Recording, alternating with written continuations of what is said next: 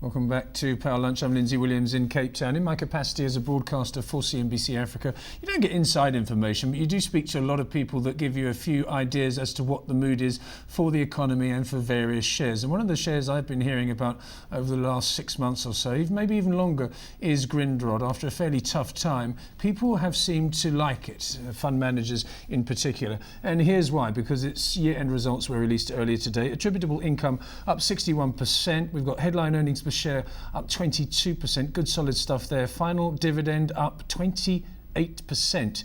And conclusion of significant joint ventures and acquisitions, etc. In the Power Lunch Johannesburg studio is the CEO of Grindrod, and that is Olivier. Alan, I've built you up quite nicely there, I must say, but a lot of people that may have invested in Grindrod 10 years ago would see a completely different company today, not just shipping, but full-blown logistics. I think that's right, Lindsay. Over the last decade or so, we've been through a lot. We've been through some really good shipping markets, generated significant income, significant return for shareholders. We've reinvested a lot of that money into infrastructural strategy, infrastructural assets, and obviously with shipping markets having come off quite substantially over the last while, the earnings have come down. But we're now starting to see returns from some of those investments we've made over the last few years. Well, let's talk about shipping, which is your original business. And of course, when people look at the Baltic Freight Index, for example, and see it plunging, and it's often linked to the fortunes of countries like China, people automatically assume you're going to do badly, and that's to a certain extent correct. But you also have long-term contracts in place. Maybe summarise the shipping division for me. Yeah, I think shipping has been very difficult. It has come down significantly over the last few years. And unlike other shipping cycles where largely that's driven by a reduction in demand and reduction in infrastructure spending or development of industrial economies, this one has been driven by an oversupply of ships. So too many ships have been built over the last few years. It's resulted in the market being flooded with new ships coming in. At the same time, though, we have seen strong demand. We've seen continual demand for the kind of commodities we carry, and now we're also seeing demand for oil product as well. Dry commodities, which we carry a significant quantity of, has grown by about 7% year on year. We're expecting that to continue. Oil commodity has grown by 4% over the last year. We expect that to continue. So yes, shipping, the dry cargo rates index came down by 60% last year. The tanker index came down by 17% last year. But at a pure operating level, we were still able to just about keep our head above water before impairments and value. So it shows that we have maintained a very low cost base through the market. And if there is, and when the turn does come in those markets, we certainly believe we're well positioned in the shipping market. What I like about your results, I mean, apart from the numbers themselves, is the brevity with which you present them. And apart from all the reams of normal numbers that need not detain me for this interview anyway, there's one page. There's not all this flowery stuff that a lot of companies indulge themselves in. And you talk about strategic initiatives. The first is developing infrastructure to expand the capacity of the port of Maputo, and also increasing the capacity of the Maputo coal terminal. How important is this to you? No, it's very important. A big part of the strategy. We have made significant investment there.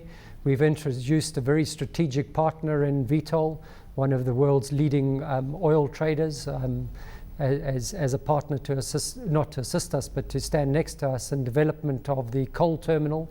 The port itself, we've seen that grow significantly since our initial investments in that port.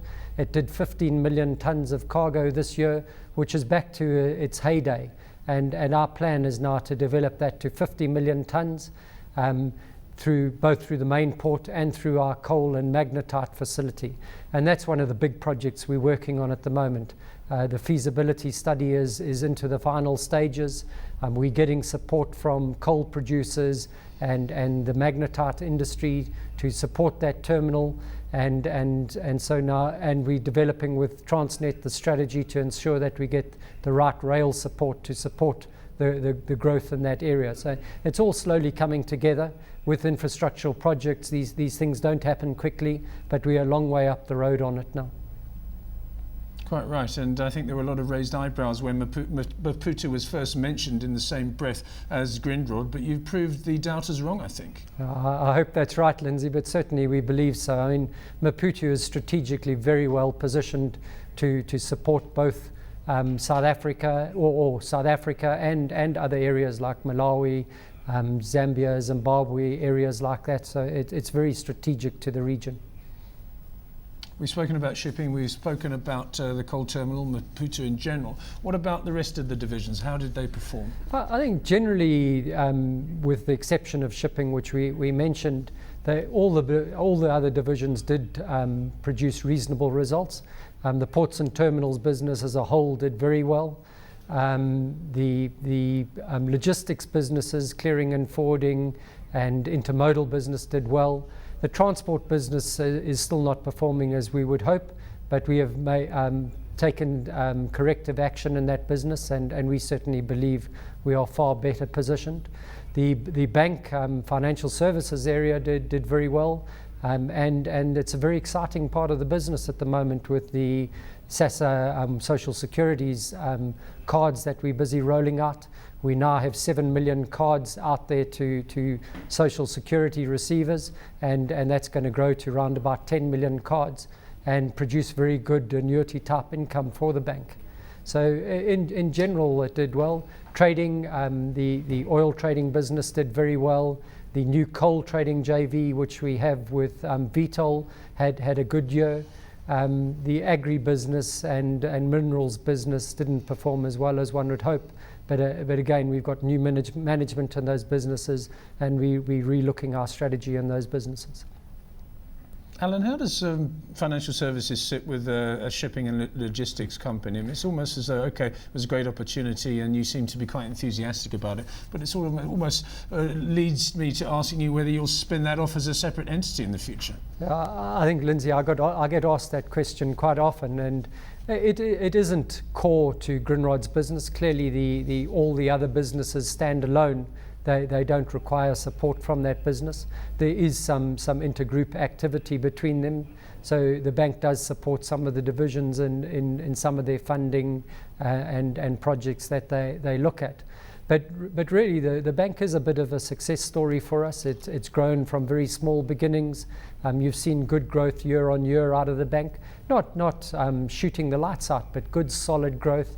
It's run very conservatively. It's got a good management team. It's carved out a nice niche for it. And from a shareholder point of view, they must be very pleased with the kind of returns they're getting from that asset.